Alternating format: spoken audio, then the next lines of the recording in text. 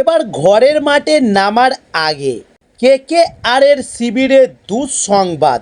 Indian Premier League IPL 2025-এ গুজরাট টাইটান্সের বিরুদ্ধে কলকাতা নাইট রাইডার্স এবার ঠিক মাঠে নামার আগে বড় ধাক্কা খেল নাইটরা।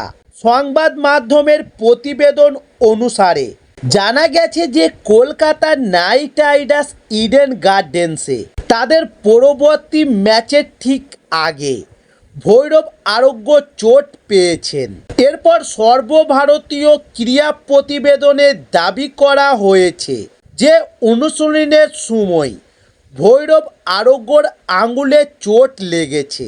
অ্যান্ড্রু রাসেলের শটে ক্যাচ নিতে গিয়ে এই ফাস্ট বোলার আহত হয়েছেন। তবে গুজরাট টাইটান্সের বিরুদ্ধে খেলার জন্য তিনি ফিট হয়ে উঠতে পারবেন কিনা তা নিয়েও বড় প্রশ্ন ধোঁয়াশা নানা মহলে। তবে ভৈরব আরোগ্য এবার আইপিএলে কলকাতা নাইট রাইডার্সের জার্সিতে 6টি ম্যাচ খেলেছেন। তাই ভৈরব আরোগ্য যদি আনফিট ঘোষিত হন তাহলে কলকাতা নাইট রাইডার্সের জন্য একটি বড় ধাক্কা হবে। কারণ এবারের আইপিএলে নাইট রাইডার্সের জার্সিতে ফাস্ট বোলার ভালো পারফরমেন্স করেছেন তিনি। নতুন বল এবং ডেথ ওভারেও কার্যকারী পারফরমেন্স দিয়েছেন।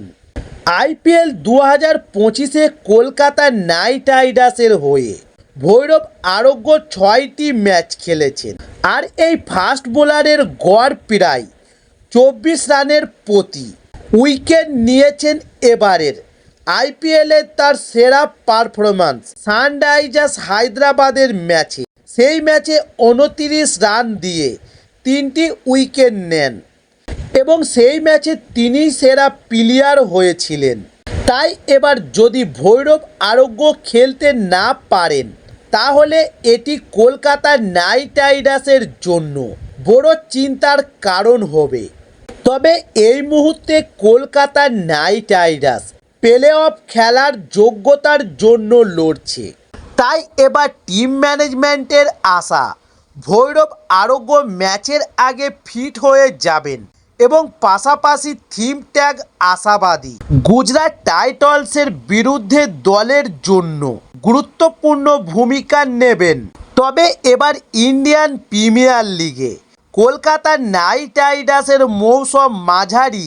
এবারের ইন্ডিয়ান প্রিমিয়ার লিগে কলকাতা নাইট রাইডার্সের পারফরমেন্স ভালো মন্দ মেশানো। অজিঙ্ক্য রাহানের নেতৃত্বে দল জয়ের ধারাবাহিকতা রাখতে পারেনি।